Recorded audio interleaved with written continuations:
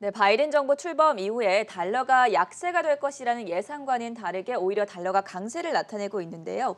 이렇다 보니까 또다시 지금이라도 달러를 사야 한다라는 은행들, PB들의 추천이 잇따르고 있다고 합니다. 그래서 오늘은 환율 문제에 대한 자세한 이야기 다뤄보도록 하겠습니다. 한국경제신문의 한상춘 눈설위원 나오셨습니다. 안녕하십니까? 네, 안녕하십니까?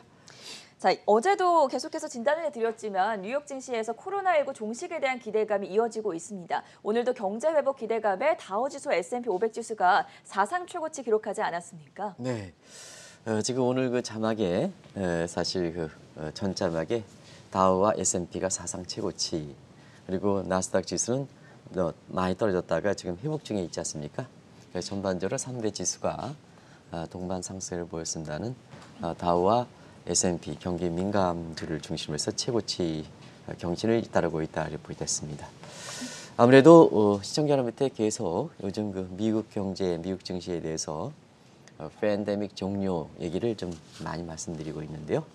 어제도 이제 그런 말씀을 드린 데 이어서 오늘은 경제 지표가 정말로 좋게 나왔습니다.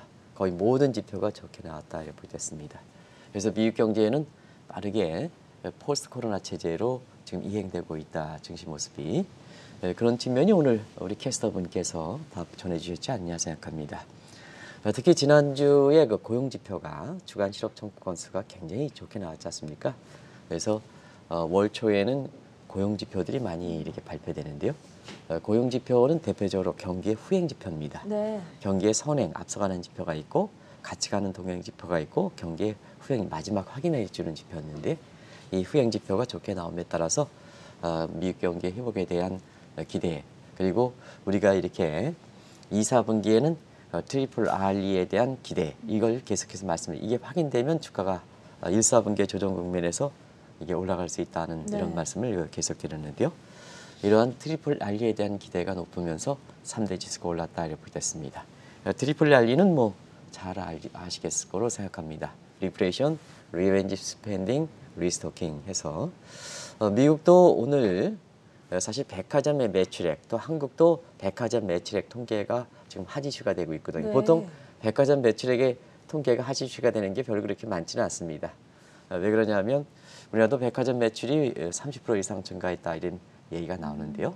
그만큼 코로나 문제가 우려가 좀 부식됨에 따라서 이런 보복 소비 내지는 보상 소비 이런 과정에서 미군 GDP 기여도의 72% 정도가 민간 소비가 차지하는 비중이 높기 때문에 미국도 그 백화점 매출 이런 쪽이 이슈가 되고 있다 이렇게 보겠습니다.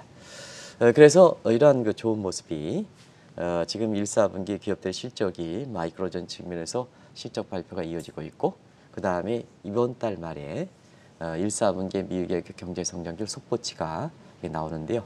이것이 어떻게 될 건가 하는 것이 월가의 그 가장 큰 관심사가 되고 있다 이렇게 보시겠고요. 오늘 월가에서 보면은 앨런 신드롬이라는 표현을 지금 나오고 있습니다. 앨런에 대해서 재조명하는 이런 시각들이 그 월가에서 나오고 있는데요. 이제는 그 과거에는 페드에 맞서지 마라 이런 얘기했죠. 그렇죠. 근데 요즘은 파월 의장의 입지가 굉장히 안 좋습니다. 오늘 앨런 의장이 사실 완전 고용이 내년에 달성할 수 있다 하는 종전의 입장을 되풀이하고 있는데요. 이건 파월 의장과는 입장차가 많지 않습니까? 그래서 페드에 맞서지 말아라 하는 것에서 앨런에 맞서지 말아라. 앨런에 대해서 입장이 재조명되는 것은 이분이 갖고 있는 어떤 뭐 외형적 타이틀, 뭐 트리플 크라이죠. NEC 위원장, 페드 위원장, 재무위원장. 근데 특히 2008년, 2009년 미국의 금융위기를 사실 그 대통령은 이렇게 오바마 대통령, 그 다음에 페드 의장은 버냉키 의장, 그리고 실무적인 차원에서 부의장 역할을 했던 2014년생 물론 의장이 됐습니다는 사실 위기 극복의 실질적으로 행정적인 책임자였기 때문에 미국 민사에서는 결국 코로나 위기는 제닛 앨런에 의해서 해결될 것이다 하는 이 아주 기대감 이런 쪽이 지금 확산되고 있습니다. 그래서 앨런에 맞서지 말아라 하는 이런 쪽의 입장이 지금 나오고 있다. 그래서 페드에 맞서지 마라, 파월에 맞서지 마라 게 아니라 앨런에 맞서지 마라. 그만큼 이렇게 경제 컨트롤 타워에 대한 기대가 굉장히 충족돼 있다는 얘기입니다. 뭐든지 극복할 수 있다는데요.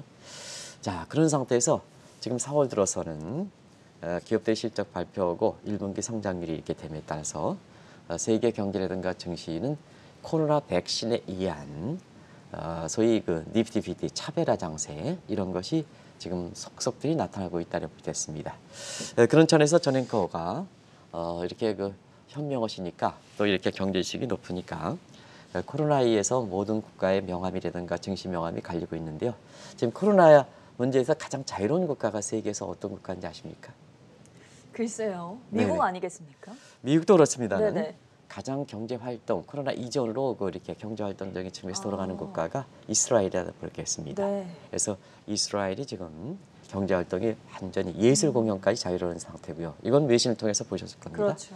그리고 뒤늦게 각성했던 이렇게 그 미국이 지금 전 앵커 말씀대로 빠르게 포스트 코로나 체제로 가고 있는 상태고요. 지금 영국도 굉장히 자유롭게 그렇죠. 되고 있습니다. 근데 우리나라는 어떻게 될까 하는 측면은 4차 이렇게 팬데믹 대유행이다 하는 이 측면에서 상당히 격세지감을 느낀다. 더 이상은 좀 말씀드리지 않겠습니다. 자, 첫 번째로 미국 경제 상황과 그리고 오늘 증시 상황에 대한 자세한 분석 들어봤고요. 역시나 이 시간을 통해서 아케고스 마진콜 사태 이후에 월가에서 우리 증시를 주목하고 있다라고 진단을 드린 적이 있었는데 우려했던 일이 실제로 발생하지 않았습니까? 네, 우리가 사실 아케고스 마진콜의 네.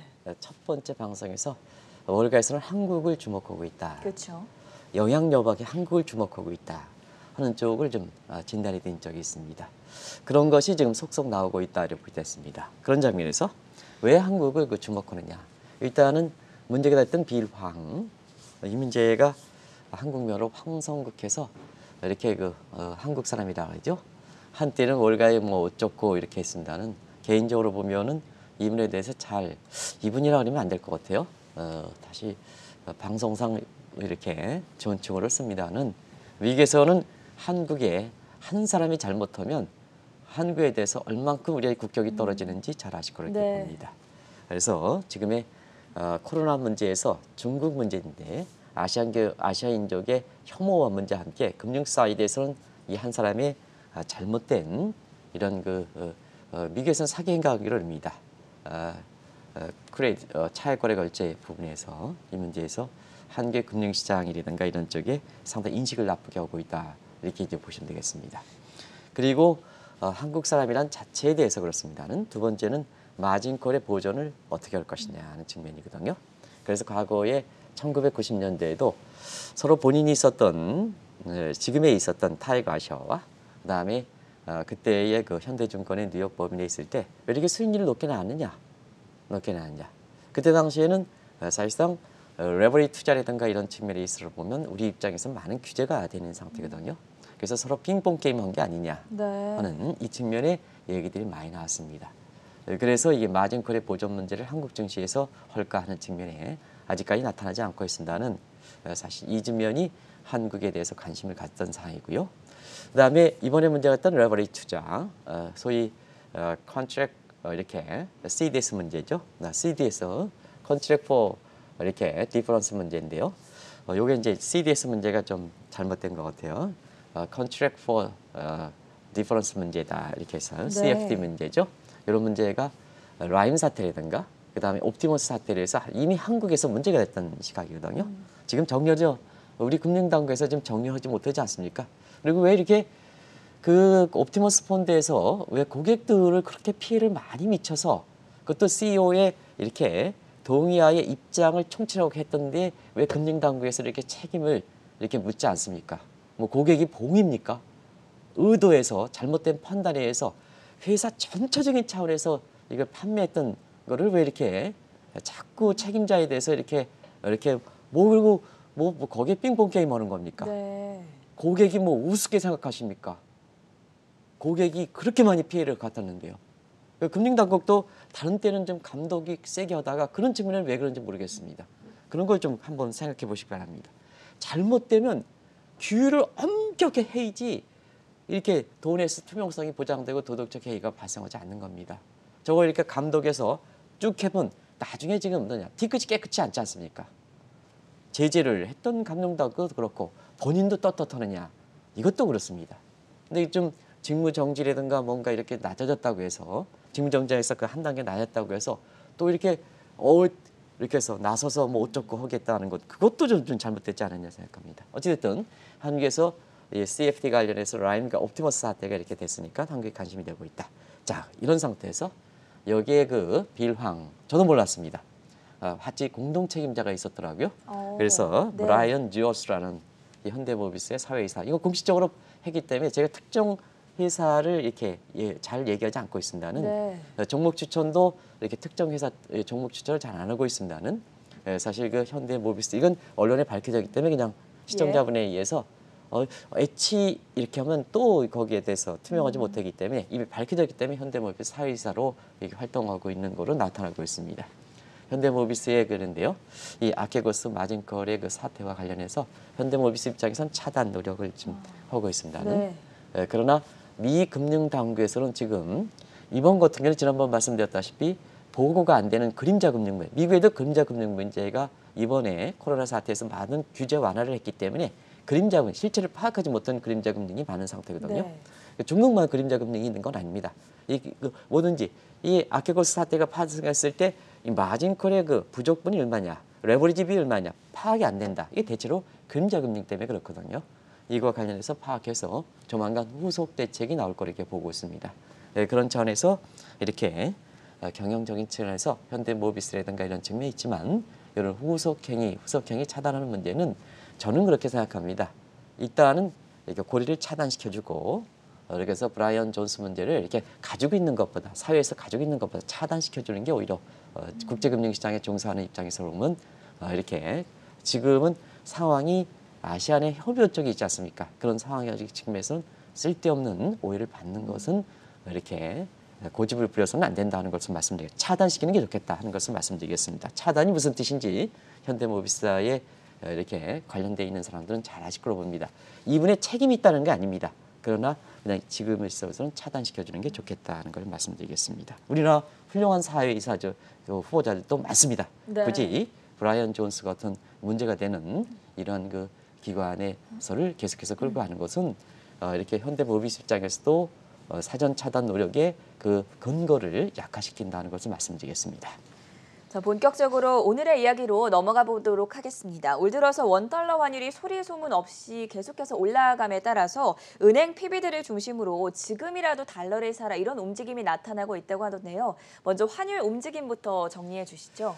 제가 환율을 오랫동안 담당하다 보니까요. 네. 환율에 대해서 문제가 생기면 꼭 시청자분이 한국경제TV에 이 문제는 문의가 어떻게 하겠습니까? 네. 이렇게 해서 꼭 그래서 오늘은 시청자분의 그 문의사항에 대해서 다시 한번 그 점검해 드린다 하는 걸 말씀드리고 두 번째는 오늘 환율 문제를 좀 얘기할 수밖에 없는 게 이 지금 약간 그 연로하셨습니다. 연로하신 분들입니다는 이분이 젊었을 때 저희들이 만났을 때는 정말로 멋있는 분이었습니다. 네. 그래서 로버트 먼델 교수가 이렇게 저희가처럼 국제금융에 종사하는 입장에서 보면 워낙 훌륭한 이렇게 족적을 남기셨기 때문에 돌아가신 문제가 굉장히 좀 서글픈하다 이렇게 볼 수 있습니다. 나중에 로버트 먼델 교수에 대해서 뭐 경제학 책이 하면 로버트 먼델 그래서 먼델 프레밍 가설 이렇게 해서 이론 우리가 잘 아시죠? 이런 문제 관련해서 나중에 좀 말씀드리겠습니다.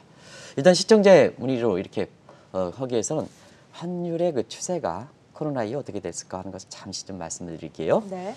원달러 환율 지금 우리 작은 정비들께서 50주의 그래프를 보이고 있습니다는 사실 요 문제를 좀 두 단계, 저 1082원 이게 1월 7일인가요? 요게 1월 초인데요. 요걸 기점으로 해서 두 단계를 한번 나눠보시면 알겠습니다. 코로나 사태 지금 1244원입니다는 네. 저게 한번 수치를 좀 확인해 보시기 바랍니다. 1285원까지 갔었습니다. 그래서 그거가 줄기차게 떨어졌죠. 1월 그 7일, 8일까지. 이때 이렇게 해서 이게 1단계다 이렇게 됐습니다. 요 달러 인덱스상으로 보면 달러 인덱스가 102.8까지 가다가 네. 1월 그 미국은 먼저 이렇게 최저점을 찍었으니까 1월 6일로 이렇게 보면 89 레벨 때까지 떨어졌다 이렇게 됐습니다. 요거 그리고 원달러 환율은 같은 기간 중에 1285원에서 1080원, 200원 이상 떨어졌죠. 그래서 이게 1단계다 이렇게 보시면 되겠습니다. 2단계는 블루 웨이브가 여기 이제 조지아 선거를 해서 블루 웨이브가 달성된 이후에 사실 민주당이 이제 권력을 장악하고 물론 1월 20일 날 바이든 정부가 출범했습니다는 블루 웨이브가 달성되고 난 이후부터 환율 추세가 일반적인 시각과는 좀 달리 움직이고 있다고 보겠습니다. 네. 그래서 달러 인덱스는 1월 6일 날 89레벨에서 오늘이죠. 미국 시간으로. 우리 시간은 4월 6일이지만 미국 시간은 4월 5일 92.6레벨까지 올라가고 있죠. 그래서 전반적으로 주요 유가격 통화에서 달러 강세를 나타내고 있다. 그다음에 달러 인덱스는 자 200일 이동 상향으로 이렇게 돌파된 상황이고 이건 좀 점검해 드렸죠. 원달러 환율도 같은 경우에 1,082원에서 1,127원대로 올라가고 있습니다. 그러다 보니까 사실 환율이 민주당 정부 들어서는 대부분 다 달러가 약세, 일부 증권사에서는 원달러 환율이 작년에 예측을 못한 관계에 의해서 환율이 떨어지다 보니까 더 떨어진다 해서 1,000원 밑에 떨어진다 이런 각도에서 거꾸로 올라가 버리니까 아마 은행 PB들이 1, 4분기 증시가 주춤하는 상태에서 달러가 이렇게 올라가다 보니까 달러를 뒤늦게 추천하는 네. 과정에서 지금 시청자분이 이렇게 문의가 있으신 것이 아닌가 생각합니다. 그러면 달러를 단독적으로 투자하라. 그건 나중에 좀 말씀드릴게요. 바이든 정부가 출범하면 달러 가치가 약세가 될 것이라는 전망이 더 우세했었는데 오히려 강세를 보이고 있는 상황입니다. 이 부분에 대해서는 어떻게 해석을 해보면 좋겠습니까? 근데 이 대목에 있어서는 누누이 말씀드렸죠. 네. 바이든 정부는 시장에 맡겨놓는다. 그러면 달러 가치는 펀더멘탈 측면의 머큐리 요인, 그다음에 정책 요인에 의한 마스 요인이 되는데요. 트럼프 정부 때는 대중을 비롯해서 무역 적자를 줄이는 과정에서 마스적인 정책 요인에서 달러 약세 정책, 억눌림 이런 정책을 펴왔기 때문에 시장 맡겨놓으면 되돌림 현상이 있다. 얼마나 해석하는 거 있다 해서 연초에 대부분 다 두 자릿대 그 전망하는 그래서 환율이 내려갈 것이다. 달러가 그 이렇게 사실 그 약세가 되고 강세가 될 원화가 강세될 것이다 이런 생각 예상과 달리 올해 들어서는 억눌림이 풀려는 과정에서 원달러 환율이 올라갈 가능성이 있습니다 하는 네. 말씀을 드렸었는데요. 그런 과정이다 이렇게 보겠습니다. 그러면 이제 지금부터는 어떻게 될 것이냐 하는 측면을 말씀드리겠습니다. 지금부터는 자 시장에 맡겨놓으면 정책 요인 마스보다는 머큐리 요인이 이렇게 더 이렇게 작용한다는 얘기죠. 그 머큐리 요인인 가장 큰 것이 사실 미국 경제 성장률이다 이렇게 보이겠습니다. 미국 경제 올해 최소 6.5%죠. 근데 요게 이제 환율과 관련해서는 올해 그 전체적으로 보면 1분기, 2분기 성장 높게 나옵니다. 근데 이제 3, 4분기는 성장 좀 낮게 나올 겁니다. 네. 그럼 환율 추세를 한번 보겠습니다. 그 추세가 중요한 거거든요. 환율 추세 보면.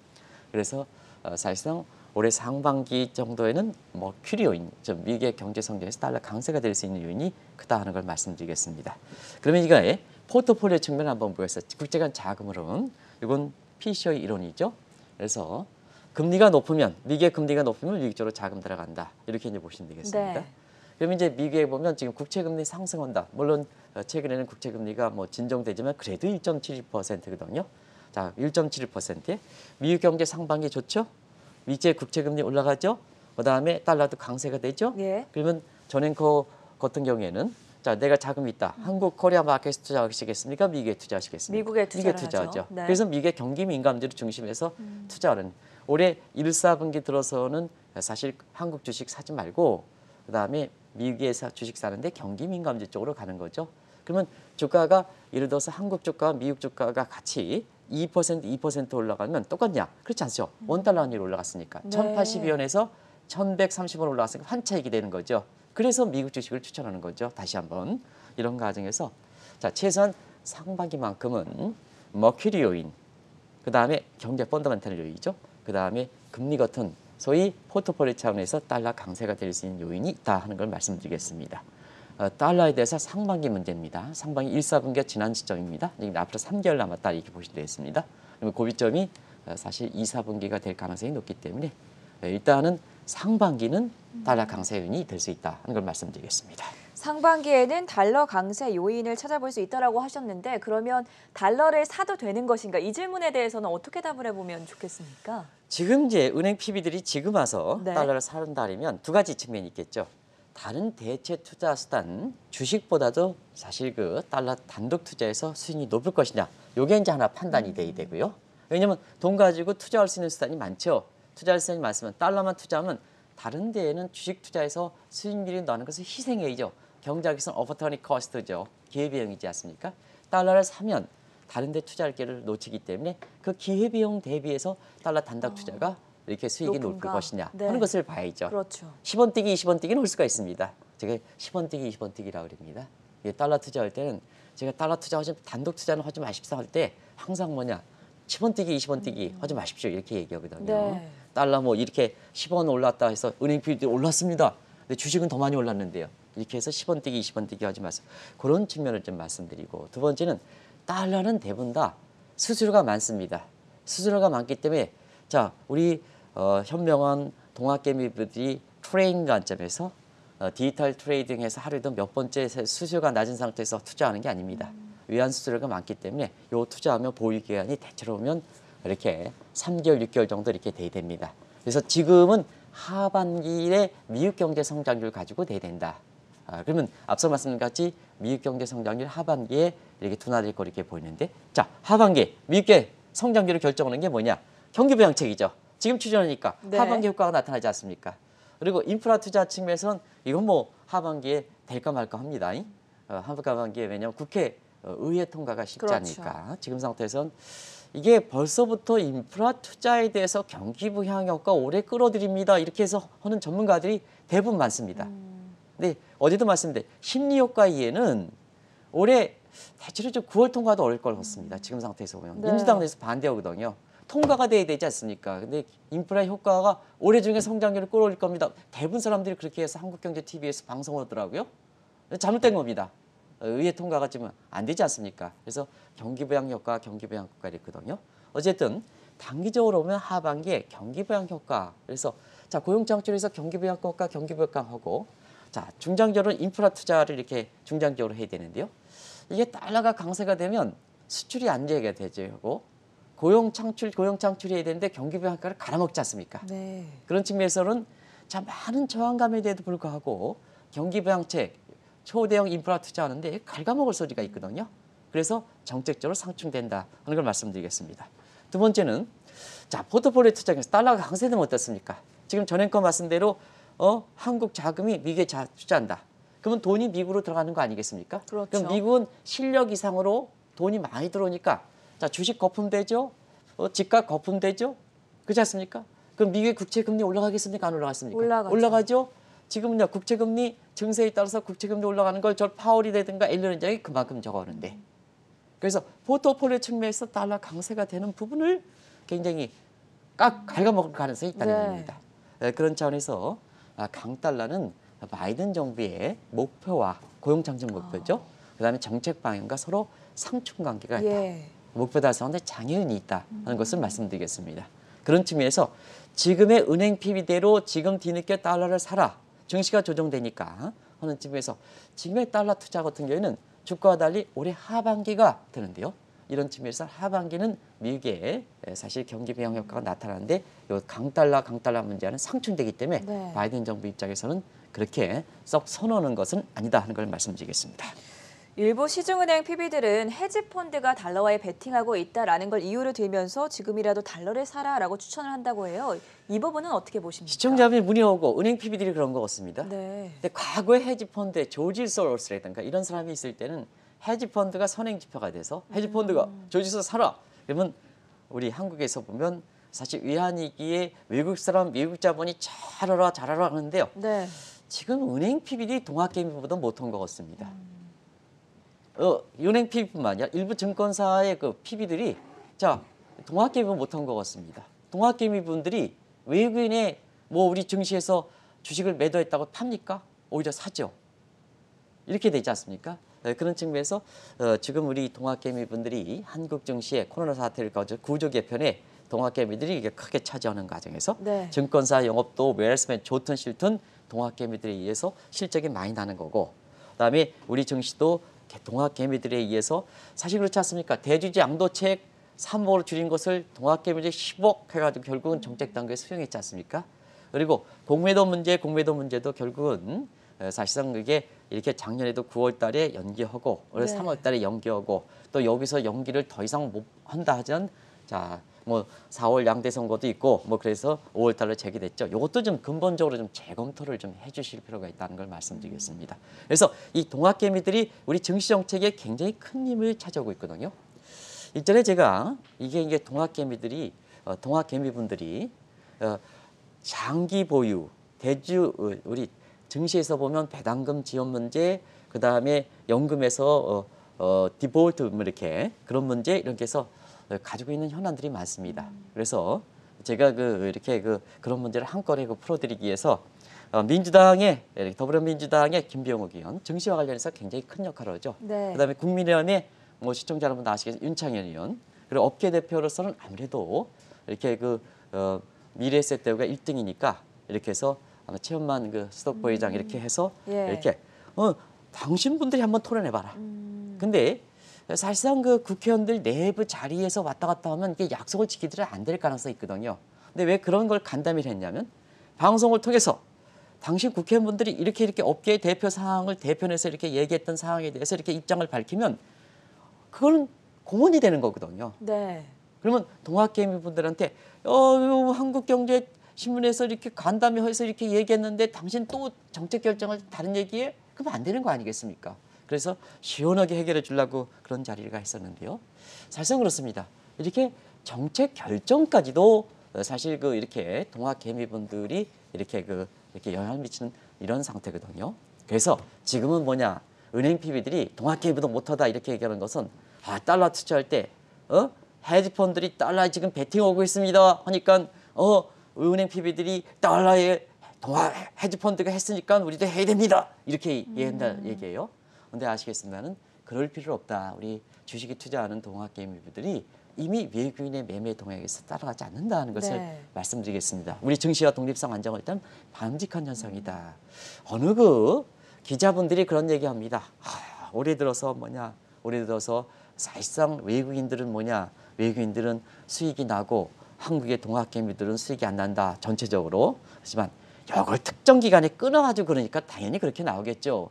작년에 동학개미들이 작년 코로나19서부터 쭉 외국인들이 팔 때 우리들이 해서 주가가 많이 올랐지 않습니까? 작년을 개점을 하면 동학개미들이 월등히 외국인들보다 수익이 되는데 어떻게든 외국인의 숭상한지 뭔지 모르겠어 외국인에 대해서 그런지 그렇게 해가지고 이렇게 하니까 동학개미들한테 그 활동이 굉장히 뛰어난 부분에 대해서 그렇지 않습니까? 그런 부분에 대해서는 좀 그래 예달 그랬습니다. 일단은 무슨 보험인가요? 뭐 할 때 전체적으로 수익이 나쁜데 특정 기간만 끌어가지고 홍보하는 데가 있습니다.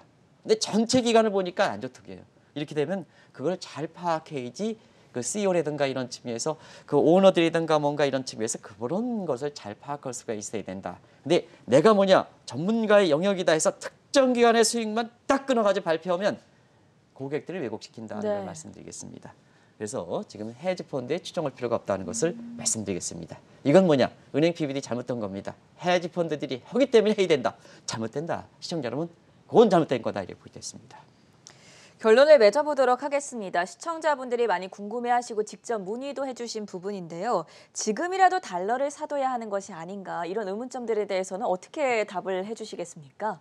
일단 지금의 환율이 올라가는 건 예상됐던 수준이다 이렇게 볼 수 있습니다. 네. 최소한 한국경제TV에서는 작년에 3월 달에 Nobody knows 어려울 때 사실 일부 이렇게 금융사의 회장님께서는 기축통화뿐이 없다. 근데 이 방송을 통해서는 그러지 마십시오. 달러 가치가 제일 많이 떨어집니다. 달러 투자하지 마세요. 네. 실제로 1280원에서 올해 1월 7일 날 1080원까지 갔습니다. 그렇죠. 근데 올해 들어서는 환율이 떨어지니까 더 떨어진다. 그렇지 않습니다. 시장에 맞게 억눌림이 해소됩니다. 환율이 올라갑니다. 1080원에서 1127원까지 올라갔습니다. 자연스러운 현상이다 하는 걸 말씀해요. 그래서 이게 예측을 못했기 때문에 환율이 올라간다 그러니까 뒤늦게 달러 사라 이렇게 그건 아니다 하는 걸 말씀드리겠습니다. 한국경제TV에서 이미 말씀드렸습니다. 그런데 달러는 주식보다는 기관 보유기간이 컸습니다. 그럼 평균 수준으로 한번 보겠습니다. 자, 지금 연체는 환율이 올라가지만 작년에는 환율이 1285원에 수출을 했기 때문에 평균 환율 수준이 1180원, 90원 잡힙니다. 올해는 환율이 1130원, 1120원이니까 평균은 떨어집니다. 네. 요걸 잘 보셔야 됩니다. 달러 투자할 필요가 있을까? 하는 측면에서 장기 보유, 주식보다 장기 보유이기 때문에 올해 원달러 환율은 연체는 올라가지만 작년에 평균 수준은 낮기 때문에 은행 PB들 말대로 이렇게 주식보다 장기 보유하는 층에서는 투자하지 마십사 하는 걸 말씀드리겠습니다. 그리고 또 한 가지는 말씀드리면 그래서 달러 투자는 한 가지 말씀드렸으면 단독 투자는 다른 대체 투자, 미국의 주식보다 수익이 안 납니다. 그래서 단독 투자는 하지 마십사. 우리나라 사람들이 은행 PD 단독 투자, 달러를 사놓고 하는 단독 투자는 하지 마시기 바랍니다. 올해 아마 이게 단독 투자하면 현 정부가 뭐냐, 현 정부 해외 자산 올해도 다 아마 뒤돌아볼 겁니다. 달러 보유 계정 다 들여볼 겁니다. 마지막에 아마 그런 보유 계정 하실 가능성이 있지 않냐 생각합니다. 그래서 지금은 이렇게 할 때 달러와 연계된 투자를 하라는 겁니다. 이 연계된 투자는 뭐냐? 우리가 미국의 경기, 작년에는 사실 작년에 코로나 당시 주가가 올라간다, 미국의 기술주 사세요 이렇게 하다가 작년 여름철 휴가에는 미국의 주식 차익 실현하세요, 한국 주식 사세요, 한국 주식 가장 많이 올랐죠. 올해 연초 들어서는 한국 주식 하지 마세요, 리스크 관리하세요 하면서 지난번부터는 미국의 그 경기 민감주에 사세요 이렇게 얘기하면서 경기 민감주인데 일부 증권사가 판차손 때문에 원화 베이스로 미국 주식을 사주는 경우가 있습니다. 이건 하지 마세요. 그런 이렇게 해서 사실 이렇게 해서 그런 증권사가 있습니다. 그런 거는 사실 미국 주식의 매력이 그렇게 크진 않습니다. 그런데 일부 증권사 이 미국 주식 원칙대로 GBK라든가 이런 쪽에 달러 베이스로 미국 주식을 사는 게 있습니다. 요거는 하시기 바랍니다. 이거는 미국 주가 올라가면 한국 주가 더 많이 올라가고 원달러는 올라가고 있습니다. 그래서 사실은 단독 투자하면 재미가 없다. 미국의 경기 물가인데 어떤 베이스로 통화를 하느냐, 달러 베이스로 해야지 원달러는 올라갔다 환차익도 기대된다 이렇게 됐습니다. 그리고 올해는 변동성이 많은 해입니다. 기업 입장에서는 환영 관리를 만전을 기해 주십사 하는 것을 말씀드리겠습니다. 달러 단독이 아니라 달러 연계 투자가 조금 더 바람직하다라고 답변을 해주셨습니다. 그리고 마지막으로 통화와 환율 역사를 본다면 오늘 상당히 슬픈 날입니다. 앞서 방송 초반에도 언급을 해주셨지만 로버트 맨델 콜롬비아 대학 교수가 돌아가시지 않으셨습니까? 네, 먼델 교수는 저희가 하는 국제금융 30년 그 종사하는 입장에서는 이분이 돌아가셨다는 얘기, 이태리에서 돌아가셨는데요. 사실 이태리, 유럽을 굉장히 중국을 굉장히 이렇게 하는 입장입니다. 개인적으로 이렇게 소식 전가해서 긴가민가했었고요. 개인적으로 굉장히 슬퍼서 눈물이 났었는데요. 로버트 먼델 교수 아마 이렇게 특히 통화를 정정하고 국제 통화 질서를 하신 분은 잘 이해하실 거다 이렇게 보였습니다. 이분이 이제 가장 중요한 게 유로화의 이렇게 아버지인데요. 유로화 창시자는 아닙니다. 일부 언론이 좀 잘못되어 있습니다. 왜냐하면 이게 지역 화폐로서 최적 통화 이론이 있습니다. 조금 이제 이건 좀 어려운 얘기입니다는 아시아 지역에서 최적 통화 이론을 해서 이렇게 위안화를 중심으로 해서 최적 통화를 해야 된다 해서 아시아의 최적 통화 설계들 다 그랬습니다. 유럽도 자 EU가 지금 영국 빠지고 27개국입니다는 27개국입니다. 이게 유럽에서 경제로 통합하는 쪽이 심화 단계거든요. 지원국 확대는 enlargement 확대 단계고 그다음에 통합의 단계를 높이는 것은 디프닝 심화 단계입니다. 그것이 디프닝의 가장 첫 번째 단계가 경제 통합, 유로피언 이코노믹 유니언, 이코노믹 EMU 유니언, 모니터리 유니언. 그래서 EU의 가장 핵심은 통화, 단일 통화 문제이기 때문에 그래서 아시겠습니다만 1999년 유로화가 사실 창시가 돼서 바로 통용하지 못하고 2년간 해서 2001년서부터 유로화를 잡게 됐던 배경이거든요. 근데 이 전체적인 유로화의 그림은 설계는 사실 이론적 근거가 되는 최적 통화 이론이 됐습니다는 그래서 유로화의 아버지고 유럽에서 왔다 갔다 미국에서 왔다 갔다 생활해서 됐습니다는 유로화 창시자는 벨기에 루뱅대 리테어 교수입니다. 이걸 언론에서 일부 나온 시각은 교정하도록 하겠습니다. 그래서 그리고요. 그다음에 두 번째는 먼델 프레밍 가설이라고 있습니다. 먼델 프레밍 가설 내지는 시어리 이론이라고 이렇게 하는데요. 요즘 설명이 좀 어렵습니다는 먼델 프레밍 가설은 폐쇄 경제 학자는 재정 적자를 이렇게 확대시키는 것이 달러 강세다 이렇게. 왜냐하면 폐쇄 경제에서는 재정 적자를 줄이면 정부 지출이 중요하니까 내수가 줄어서 경제가 쑥 들면 머큐리 채널에서 달러가 약세된다는 얘기죠. 요 이론이다 보니까 왜 미국에서 재정이 되냐면 이 먼델 교수는 콜롬비아 대학 교수이고 예일러는 예일대에서 공부하신 제임스 터빈이라든가 이런 사람들이 했습니다는 비슷해집니다. 과다한 것이 부족한 것보다 낫다. 비슷하다. 물론 이제 통화 체제가 폐쇄 경제 차냐, 클로즈 이코노미냐, 아니면 오픈 이코노미냐 차이가 있습니다는 이게 이제 개방 경제 체제로 가면 조금 복잡합니다. 모델이 LSL, IS 모델 이렇게 해가 쭉 나오죠. 그래서 과다한 것이 부족한 것보다 낫다. 그래서 지금의 시각과 비슷하다 이렇게 볼 수 있습니다. 특히 중국에서 고평가 이렇게 높은 평가를 받는데요. 중국이 고정환율제를 2005년까지 취했습니다. 개방 개혁을 추진한 1978년 이렇게 등서평의 개방 정책 추진으로 자 개방은 추진했지만 환율은 고정환율제 취했던 게 왜냐하면 먼델 교수의 교훈이었습니다. 네. 그래서 고정환율제 입장에서 보면 사실 고정환율제가 경제 성장을 단기에 빨리 하는 그래서 리듀스 그로스 조선 교수님이 했던 압축 성장을 하는데 가장 효과적이다. 근데 이 모델에서 중국이 사실 미국에 추결했던 발판이 됐기 때문에 사실 그 중국에서 굉장히 높은 평가를 받고 있습니다. 그래서 지금의 그 중국과의 그 이렇게 마찰하는 미국 입장에서 보면 네. 사실 이분의 이렇게 어디서 이렇게 모셔야 될까 장례식을 모셔야 될까 하는 측면에서 지금 이태리에서 아마 모시는 거로 이렇게 네. 나오고 있는데요. 사실 미국에서 컬럼비아 대학에서 미국의 그 국격을 높이는데 일조를 했던 분이기 때문에 사실 미국에서도 상당히 그래서 오늘 그 환율 문제를 얘기하다 보니까 이분 안 얘기를 써서 그렇죠. 아주 간단하게 좀 네. 시청자 여러분한테 언론의 잘못된 얘기도 좀 교정시키면서 지금 말씀드렸습니다. 네, 오늘은 예상과 달리 강세 흐름을 나타내고 있는 달러에 대해서 어떤 스탠스를 취하면 좋을지 다양한 시각 함께 알아봤고요. 지금까지 한국경제신문의 한상춘 논설위원이었습니다. 고맙습니다. 네, 고맙습니다.